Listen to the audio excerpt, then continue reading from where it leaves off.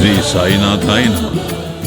శ్రీ సాయి సచ్చరిత్రము 4వ అధ్యాయం. యోగీశ్వరుల కర్తవ్యము, పవిత్ర షిరిడీ క్షేత్రము, సాయిబాబా యొక్క రూపురేఖలు, గౌలిబువా గారి వాక్కు, విఠల దర్శనము, క్షీరసాగరుని కథ, దాసగను ప్రయాగ స్నానము, సాయిబాబా యోని సంభవము, షిరిడీకి వారి మొదటి రాక, 3 బసలు, యోగీశ్వరుల కర్తవ్యము. భగవద్గీత 4వ అధ్యాయమున 7-8 శ్లోకములందు శ్రీకృష్ణ పరమాత్ముడు ఇట్లు సెలవిచ్చియున్నారు: ధర్మము నశించునప్పుడు, అధర్మము వృద్ధి పొందునప్పుడు నేను అవతరించెదను. సన్మార్గులను రక్షించుటకు, దుర్మార్గులను శిక్షించుటకు, ధర్మస్థాపన కొరకు యుగ యుగములందు అవతరించెదను. ఇది ఏ భగవంతుని కర్తవ్య కర్మ. భగవంతుని ప్రతినిధులకు యోగులు, సన్యాసులు అవసరం వచ్చినప్పుడెల్లా అవతరించి ఆ కర్తవ్యమును నిర్వర్తించెదరు. ద్విజులకు బ్రాహ్మణ, క్షత్రియ, వైశ్య జాతుల వారు తమ కర్మలను మానునప్పుడు, శూద్రులు పైజాతుల వారి హక్కులను అపహరించినప్పుడు, మతగురువులను గౌరవించక అవమానించునప్పుడు, ఎవరునూ మతబోధలను లక్ష్య పెట్టనప్పుడు, ప్రతివాడునూ గొప్ప పండితుడునని అనుకున్నప్పుడు, జనులు నిషిద్ధాహారములు, మద్యపానములకు అలవాటు పడినప్పుడు, మతము పేరుతో కాని పనులు చేయనప్పుడు, వేరువేరు మతముల వారు తమలో తాము కలహించుచున్నప్పుడు, బ్రాహ్మణులు సంధ్యావందనము మానునప్పుడు, సనాతనులు తమ మతాచారములు పాటించనప్పుడు, ప్రజలు ధనధారా సంతానములే జీవిత పరమార్థముగా భావించి మోక్ష మార్గమును మరచునప్పుడు, యోగీశ్వరులు ఉద్భవించి వారి వాక్కాయ కర్మలచే ప్రజలను సవ్యమార్గమును పెట్టి వ్యవహారములు చక్కదిద్దుదురు. వారు దీపస్తంభముల వలె సహాయపడి మనము నడువవలసిన సన్మార్గమును, సత్ప్రవర్తనమును నిర్దేశించెదరు. ఈ విధముగానే నివృత్తి, జ్ఞానదేవు, ముక్తాబాయి, నామదేవు, జానాబాయి, గోర, గోణాయి, ఏకనాథుడు, తుకారాం, నరహరి, నర్షిభాయ్, సజన్కా సాయి, సాంవతమాలి, రామదాసు మొదలుగా గల యోగులను తదితరులను వేరువేరు సమయములందు ఉద్భవించి మనకు సవ్యమైన మార్గమును చూపిరి.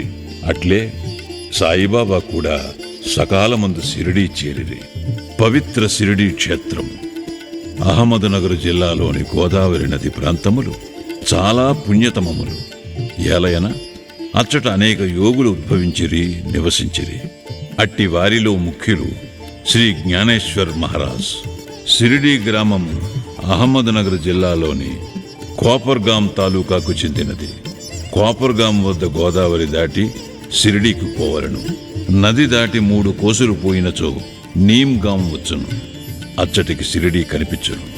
కృష్ణా తీరమందు గల గాణగాపురము, నరసింహవాడి, ఔదంబర్ మొదలుగా గల పుణ్యక్షేత్రముల వలె షిరిడీ కూడా గొప్పగా పేరు కాంచినది. పండరీపురమునకు సమీపమున గల మంగళవేఢయందు భక్తుడకు దామాజీ, సజ్జనగడమందు సమర్థ రామదాస్, నర్సోబాచీవాడి యందు శ్రీ నరసింహ సరస్వతీ స్వామివార్లు వర్ధిల్లినట్లే శ్రీ సాయినాథుడు షిరిడీలో వర్ధిల్లి దానిని పవిత్రమునర్చెను. సాయిబాబా రూపురేఖలు. సాయిబాబా వలననే షిరిడీ ప్రాముఖ్యము వహించినది. సాయిబాబా ఎట్టి వ్యక్తియో పరిశీలింతుము. వారు కష్టతరమైన సంసారమును జయించినవారు. శాంతియే వారి భూషణం. వారు జ్ఞానమూర్తులు. వైష్ణవ భక్తులకు ఇల్లు వంటివారు. ఉదార స్వభావులు. సారములోని సారాంశము వంటివారు. నశించు వస్తువులందు అభిమానము లేనివారు. ఎల్లప్పుడూ ఆత్మ సాక్షాత్కారమందే మునిగియుండెడివారు. భూలోకమునందు గాని స్వర్గలోకమునందు గాని గల వస్తువులయందు అభిమానము లేనివారు. వారి అంతరంగము అద్దము వలె స్వచ్ఛమైనది. వారి వాక్కుల నుండి అమృతము స్రవించుచుండెను. గొప్పవారు, బీదవారు వారికి సమానమే. వారు మానవమానాలను లెక్కించిన వారు కారు. అందరికీ వారు ప్రభువు. అందరితో కలిసిమెలిసి ఉండేవారు. ఆటలు గాంచెడివారు, పాటలను వినుచుండెడివారు. కాని సమాధి స్థితి నుండి మరలువారు కారు. ఎల్లప్పుడూ అల్లా నామము ఉచ్చరించుచుండెడివారు. ప్రపంచమంతా మేలుకొనున్నప్పుడు వారు యోగనిద్రయందుండెడివారు. లోకము నిద్రించినప్పుడు వారు మెలకువతో నుండెడివారు. వారి అంతరంగము లోతైన సముద్రము వలె ప్రశాంతము. వారి ఆశ్రమము, వారి చర్యలు ఇదమిద్దముగా నిశ్చయించుటకు వీలు కానివి. ఒకచోటనే కూర్చుండి ఉన్నప్పటికీ ప్రపంచమందు జరుగు సంగతులన్నీ వారికి తెలియను. వారి దర్బారు ఘనమైనది. నిత్యము వందల కొలది కథలు చెప్పునప్పటికీ మౌనము తప్పిడేవారు కారు. ఎల్లప్పుడూ మసీదు గోడకు ఆనుకుని నిలుచువారు, లేదా ఉదయము, మధ్యాహ్నము, సాయంత్రము లెండి తోట వైపు గాని చావడి వైపు గాని పచార్లు చేయుచుండెడివారు. ఎల్లప్పుడూ ఆత్మధ్యానమునందే మునిగి ఉండేవారు. సిద్ధపురుషుడైనప్పటికీ సాధకుని వలె నటించువారు. అనుకోవ, నమ్రత కలిగి అహంకారము లేక అందరినీ ఆనందింపచేయువారు. అట్టివారు సాయిబాబా. షిరిడీ నేల వారి పాదస్పర్శచే గొప్ప ప్రాముఖ్యము పొందినది. జ్ఞానేశ్వర్ మహారాజ్ ఆళందని వృద్ధి చేసినట్లు, ఏకనాథుడు పైఠానును వృద్ధి చేసినట్లు శ్రీ సాయిబాబా షిరిడీని వృద్ధి చేశాను. షిరిడీలోని గడ్డి రాళ్లు పుణ్యము చేసుకున్నవి. ఏలయన బాబా పవిత్ర పాదములను ముద్దు పెట్టుకుని వారి పాదధూళి తలపైన వేసుకొనగలిగినవి. షిరిడీ మా వంటి భక్తులకు పండరీపురము, జగన్నాథము, ద్వారక, కాశీ, రామేశ్వరము, బదరీ కేదార్, నాసిక్, త్రయంబకేశ్వరము, ఉజ్జయిని, మహాబలేశ్వరము, గోకర్ణముల వంటిదైనది. షిరిడీ సాయిబాబా స్పర్శయే మాకు వేదపారాయణ తంత్రము. అది మాకు సంసార బంధముల సన్నగిల చేసి ఆత్మ సాక్షాత్కారమును సులభ సాధ్యము చేయును. శ్రీ సాయి దర్శనమే మాకు యోగ సాధనముగా నుండెను. వారితో సంభాషణ మా పాపములను తొలగించుచుండెను. త్రివేణి ప్రయాగల స్నానఫలము వారి పాదసేవ వలనే కలుగుచుండెడిది. వారి పాదోదకము మా కోరికలను నశింపు చేయుచుండెడిది. వారి ఆజ్ఞ మాకు వేదవాక్కుగా నుండెడిది. వారి ఊదీ ప్రసాదము మమ్ము పావనము చేయుచుండెను. వారు మా పాలిట శ్రీకృష్ణుడిగా, శ్రీరాముడుగా నుండి ఉపశమనము కలుగు చేయుచుండెరి. వారు మాకు పరబ్రహ్మ స్వరూపమే. వారు ద్వంద్వాతీతులు. నిరుత్సాహము గాని ఉల్లాసము గాని ఎరుగరు. వారు ఎల్లప్పుడూ సచితానంద స్వరూపులుగా నుండెడివారు. షిరిడీ వారి కేంద్రమైనను వారి లీలలు పంజాబు, కలకత్తా, ఉత్తర హిందూస్థానము, గుజరాత్, దక్కను, కన్నడ దేశములలో చూపుచుండెరి. ఇట్లు వారి కీర్తి దూరదేశములకు వ్యాపింపగా భక్తులన్ని దేశముల నుండి షిరిడీ చేరి వారిని దర్శించి వారి ఆశీర్వాదమును పొందుచుండెరి. వారి దర్శన మాత్రముననే భక్తుల మనములు వెంటనే శాంతి వహించుచుండెడివి. పండరీపురమందు విఠల్ రకుమాయులను దర్శించినచో భక్తులకు కలిగడి ఆనందము షిరిడీలో దొరుకుచుండెడిది. ఇది అతిశయోక్తి కాదు.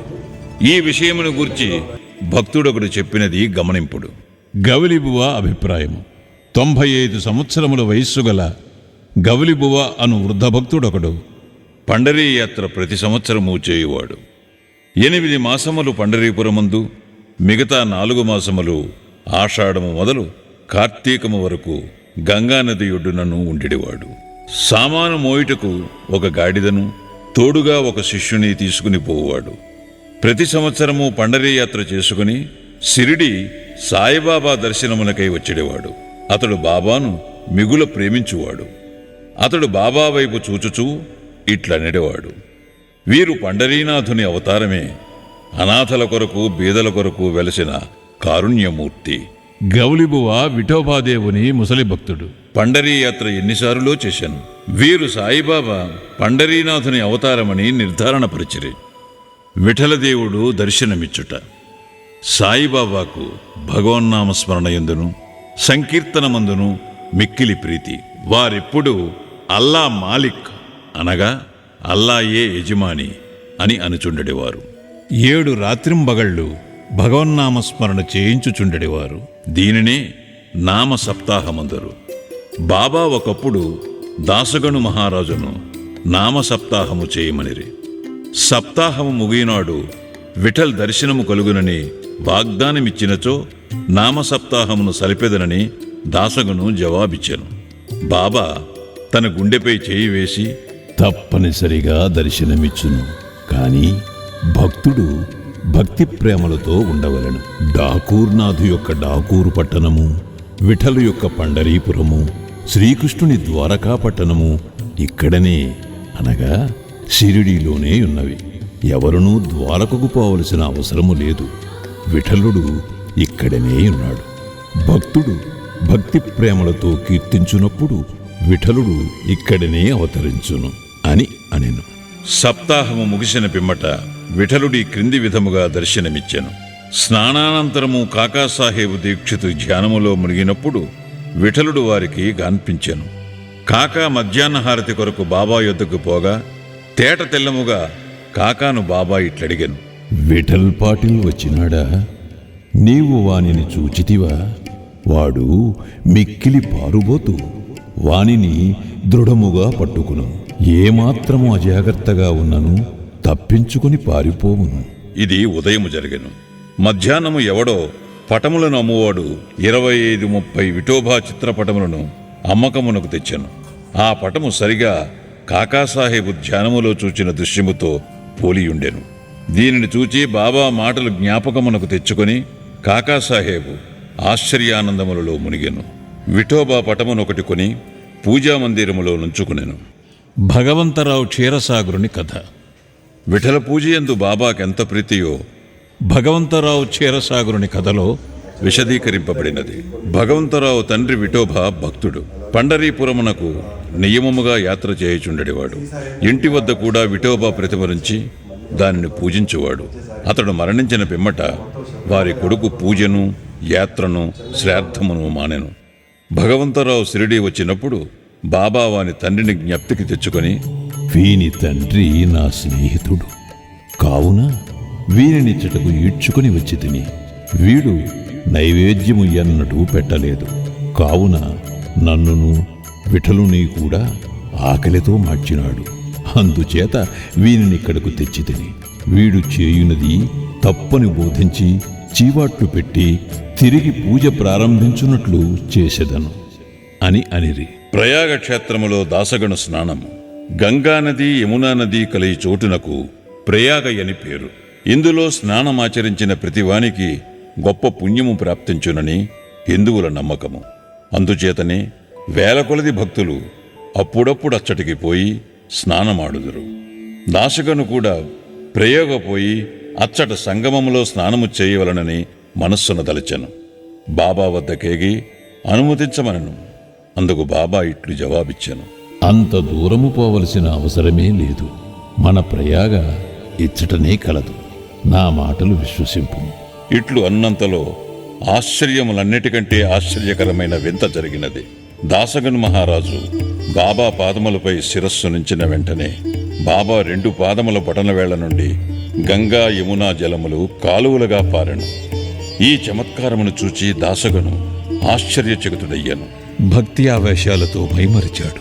కన్నులు ఆనందాశ్రులతో నిండే అతని హృదయంలో ఉప్పొంగిన కవితావేశం శ్రీ సాయిలీలా గాన రూపంలో పెళ్ళుబుకింది. బాబా అయోని సంభవుడు. షిరిడీ మొట్టమొదట ప్రవేశించుట. సాయిబాబా తల్లిదండ్రులను గూర్చిగాని, జన్మము గూర్చిగాని, జన్మస్థానమును గూర్చిగాని ఎవరికీ ఏమీ తెలియదు. ఎందరో పెక్కుసారులు ఈ విషయములు కనుగొనుటకు ప్రయత్నించిరి. పలుసార్లు ఈ విషయముగా బాబాను ప్రశ్నించిరి. కాని ఎట్టి సమాధానము కాని, సమాచారము కాని పొందకుండెరి.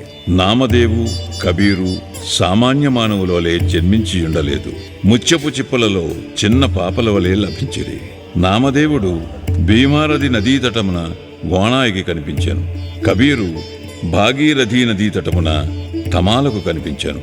అట్టిదే సాయి జన్మ వృత్తాంతము. భక్తుల కొరకు బాబా 16 బాలుడుగా షిరిడీలో వేప చెట్టు కింద అవతరించాను. బాబా అప్పటికే బ్రహ్మజ్ఞానిగా కనిపించాను. బాబా స్వప్నావస్థ ఎందైనను ప్రపంచ వస్తువులను కాంక్షించుడివారు కాదు. ఆయన మాయను తన్నెను. ముక్తి బాబా పాదములను సేవించుచుండెను. నానా చోద్దారు తల్లి మిక్కిలి ముసలిది. ఆమె బాబానిట్లు వర్ణించినది. ఈ చక్కని చురుకైన కుర్రవాడు వేప చెట్టు క్రింద ఆసనములో నుండెను. శీతోష్ణములను లెక్కింపక అంతటి చిన్న కుర్రవాడు కఠిన తపమాచరించుట, సమాధిలో మునుగుట చూచి గ్రామస్తులు ఆశ్చర్యపడింది. ఆ బాలుడు పగలు ఎవరితో కలిసిడివాడు కాదు, రాత్రి అందెవరికీ భయపడేవాడు కాడు. చూచిన వారు ఆశ్చర్య నిమగ్నులై ఆ చిన్న కుర్రవాడు ఎక్కడి నుండి వచ్చినాడని అడుగసాగిరి. అతని రూపు, ముఖ లక్షణములు చాలా అందముగా ఉండెను. చూచిన వారెల్లరూ ఒక్కసారిగా ముగ్ధులగుచుండెని. ఆయన ఎవరి ఇంటికి పోకుండెను. ఎల్లప్పుడూ వేప చెట్టు కిందనే కూర్చున్నవాడు. పైకి చిన్న బాలుని వలె కనిపించినప్పటికీ చేతలను బట్టి చూడగా నిజముగా మహానుభావుడే. నిర్వ్యామోహము రూపుదాల్చిన అతని గూర్చి ఎవరికీ ఏమీయూ తెలియకుండెను. ఒకనాడు ఖండోబా దేవుడొకని ఆవేశించగా ఈ బాలుడెవడై ఉండునని ప్రశ్నించిరి. వాని తల్లిదండ్రులెవరని, ఎచ్చట నుండి వచ్చినవాడని అడిగిరి. ఆ ఖండోబా గణము ఒక స్థలమును చూపి గడ్డపారను తీసుకుని వచ్చి అచ్చట త్రవ్వమనెను. అట్లు తవ్వగా అందులో కొన్ని ఇటుకలు, వాని దిగువ వెడల్పు రాయి ఒకటి కనిపించాను. ఆ బండను తొలగించగా కిందనొక సందు కనిపించాను. అచ్చట 4 దీపములు వెలుగుచుండెను. ఆ సొరంగము ద్వారా ముందుకు పోగా అచ్చటనొక భూగ్రహము కనిపించాను. అందులో గోముఖ నిర్మాణములు, కర్రబల్లలు, జపమాలలు కనిపించాను. ఈ బాలుడచ్చట 12 సంవత్సరములు తపస్సును అభ్యసించెనని ఖండోబా చెప్పెను. పిమ్మట కుర్రవాణి నీ విషయము ప్రశ్నించగా వారలను మరపించుచు అది తన గురుస్థానమనియు వారి సమాధి అచ్చట కలదుగావున దానిని కాపాడవలెననియు చెప్పాను. వెంటనే దానిని ఎప్పటివలే మూసివేసిరి. అశ్వత్థ ఔదంబర వృక్షముల వలె ఈ వేప చెట్టును పవిత్రముగా చూచుకొనుచు బాబా ప్రేమించువాడు. మహల్సాపతి తదితర షిరిడీలోని భక్తులు దీనిని బాబా యొక్క గురువుగారి సమాధి స్థానమని భావించి సాష్టాంగ నమస్కారములు చేసెదరు. 3 వసతి గృహములు, వేప చెట్టును దాని చుట్టూనున్న స్థలమును హరివినాయక సాటేయను వాడుకొని సాటేవాడాయను ఒక పెద్ద వసతి గృహమును కట్టించాను. అప్పట్లో షిరిడీకి పోయిన భక్త మండలికిది ఒక్కటియే నివాస స్థలము. వేప చెట్టు చుట్టూ ఎత్తుగా అరుగు కట్టిరి, మెట్లు నిర్మించిరి. మెట్ల దిగువన ఒక గూడు వంటిది కలదు. భక్తులు మండపముపై ఉత్తరాభిముఖముగా కూర్చునెదరు. ఎవరిచ్చట గురు శుక్రవారములు ధూపము వేయుదురో వారు బాబా కృప వల్ల సంతోషముతో నుండెదరు. ఈ వాడ చాలా పురాతనమైనది కావున మరమ్మత్తునకు సిద్ధముగా నుండెను. తగిన మార్పులు, మరమ్మత్తులు సంస్థానము వారు చేసిరి. కొన్ని సంవత్సరముల పిమ్మట దీక్షిత్వాడాయను పేర ఇంకొక వసతి గృహము కట్టబడినది. న్యాయవాది అయిన కాకాసాహెబ్ దీక్షిత్ ఇంగ్లండ్కు పోయాను. అచ్చట రైలు ప్రమాదమున కాలు కుంటుపడెను. అది ఎంత ప్రయత్నించినను బాగు కాలేదు. తన స్నేహితుడకు నానాసాహెబ్ చందోర్కర్ షిరిడీ సాయిబాబాను దర్శించమని సలహా ఇచ్చాను. 1909వ సంవత్సరమున కాకా షిరిడీకి పోయాను.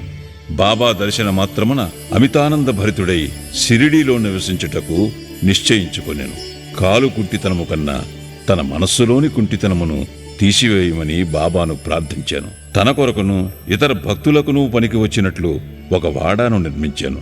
10-12-1910వ తారీఖున ఈ వాడా కట్టుటకు పునాది వేసిరి.